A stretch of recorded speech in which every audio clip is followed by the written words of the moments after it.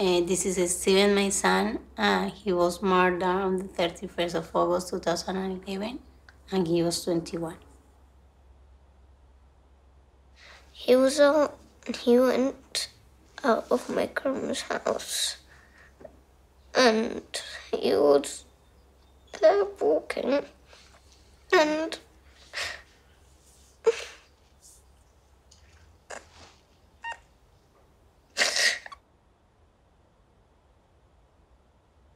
I died that day. 12 o'clock, I had people viewing my house, and at 20 past 12, I had his best friend knock on my door.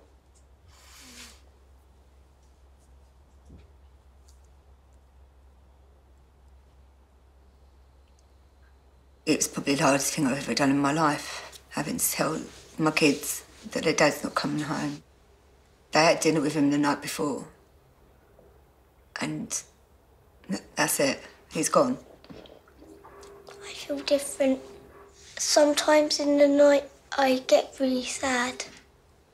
I always cuddles and kisses and having fun with Daddy and Granddad because Granddad, when we had a cuddle, used to tickle me. And Daddy did the same.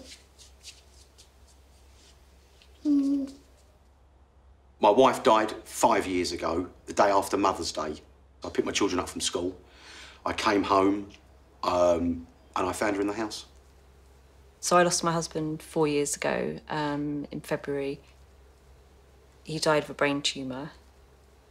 One of the big things I felt was that I had never really prepared the girls for the fact that their dad could die. Me and my sister used to get up really early to play with my dad.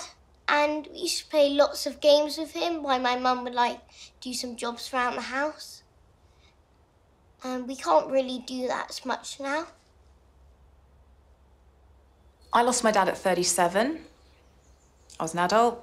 I'm a trained practitioner in mental health. I still almost couldn't cope with his loss. What if you're 3, or you're 7, or you're 11? How do you understand that? A little girl said to me in the workshop last week, "My dad is dead." Went down to her level and went, "I know your dad is dead." Which didn't shut down her conversation, it opened it up. You need professionals who are confident to go down that road and not be frightened, because that kid's frightened.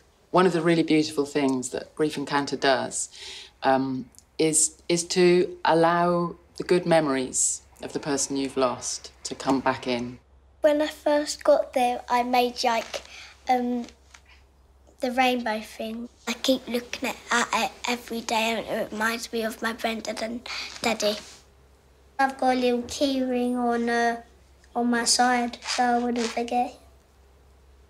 I've got my dad's aftershave, which I spray on my pillow to remember him at night time. When a child then comes to a workshop which is dedicated to them and other children like them, they walk in a room and they know that every other child in that room has also had somebody really special to them that's died. It feels nice being around people that have lost someone like me.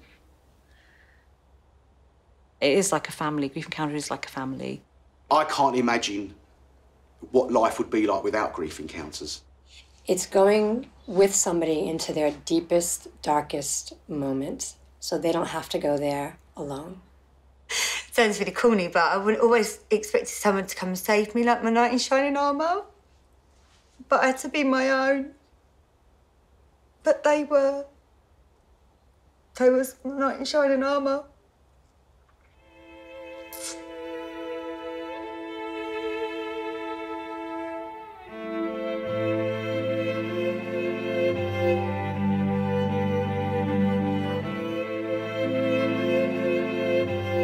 I wish my dad would come back.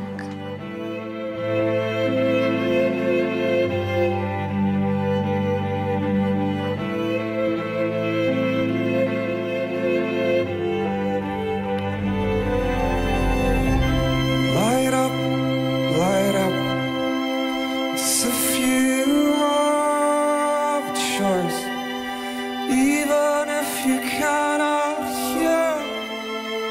voice. I'll be right beside you, dear.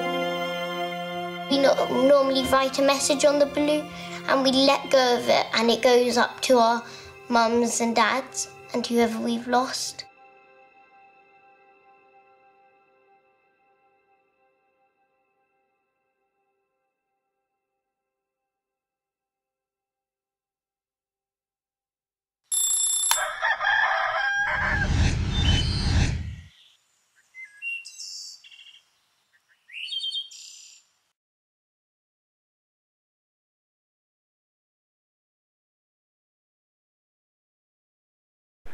Hi, this is Dr. Gary. Welcome to the Daily Tune-Up today. Today I'm going to talk about something that many times we avoid this. This is something that we really don't want to have to deal with at all. Over the past several months, I've received several emails from all of you regarding this subject, and I got one last week that moved me deeply. It was from a mother who had lost her adult daughter just a couple of months ago. I'm talking about grief. Grief, you know that feeling when someone we lose is gone, and we feel that deep, deep loathing, anger, and despair, and depression, and that loss. You know, grief is a necessary process that we as human beings feel. In fact, it's not just us human beings. Most animals, especially mammals, feel this in one way or another when their partner, part of their family, is missing. Today I want you to understand, if you're in this situation, and you know what, indirectly or directly, most of us are in some way. We know someone going through this. We know of someone who has gone through it, and how this just seems to linger on. And one of the most naive things I hear even some therapists tell people is that time will heal this. Well, you know what? Time doesn't heal it. I'm going to tell you right now, time does not heal grief. What heals grief is acknowledging it, moving through it, and talking about it.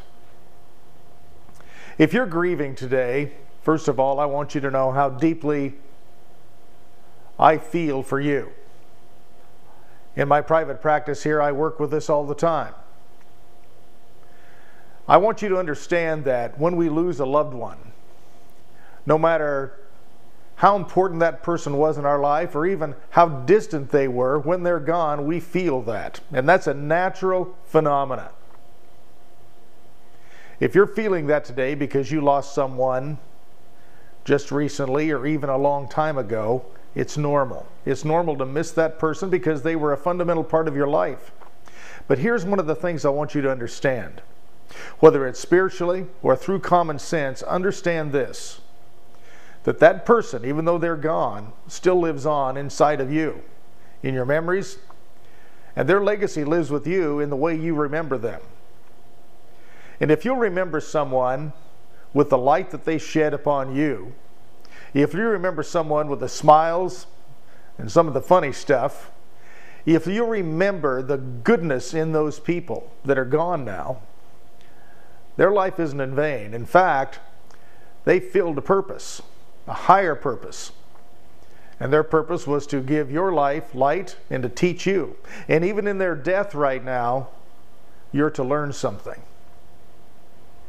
You're to learn that even though they are gone, you can remember them and understand facets and components and parts of them that also interface with you and other people, and still learn from that.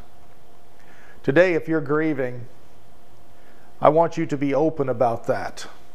Be willing to show it, because the more you show it, and not be a victim of it, but to allow it, the more it will settle in, and that from that person that's gone will become more of you. Now, if you know someone, one of the most common mistakes people make is they don't know what to say. And one of the worst things you can say is, "I'm sorry." Because what are you sorry for? You didn't do anything wrong. Of course, we wish that they were not having to go through this, but rather than say you're sorry, let them understand that you're willing to talk about it, that you're willing to remember with them, that you're willing to acknowledge that person was here. So many people avoid the subject, and that is the greatest insult, and that deepens the grief, because it's like you just erased someone off the face of the earth, like they didn't matter. We don't even talk about them anymore. I remember my sister when my mother died, and she was the one that had to deal with everything after my mom was gone because I was so far away. She said, wow, it's just so easy to erase someone's life like it never existed. And the way she was looking at grief is our mother was all the stuff she had. Nah, she lives in each one of us. She lives in a lot of people. If you lost someone you love, they're living in a lot of people too. They're living in schoolmates, they're living in their friends, they're living through you, brothers and sisters, pets. You acknowledge that person today and be glad that they were there. And also be happy that they have moved on, not for yourself, but for them. That they're not in pain anymore.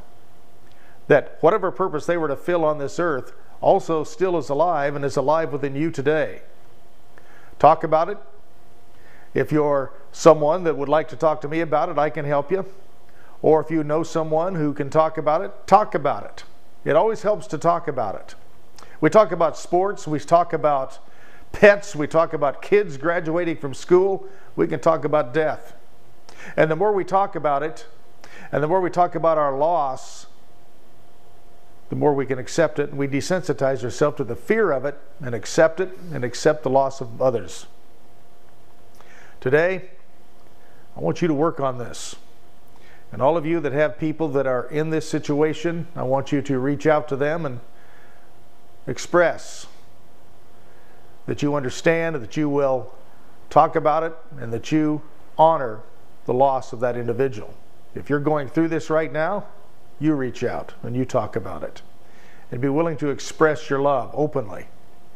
Until tomorrow, this is Dr. Gary wishing you an extraordinary day today, and let's have a great week. Let's just make an attitude that this is going to be a really good week.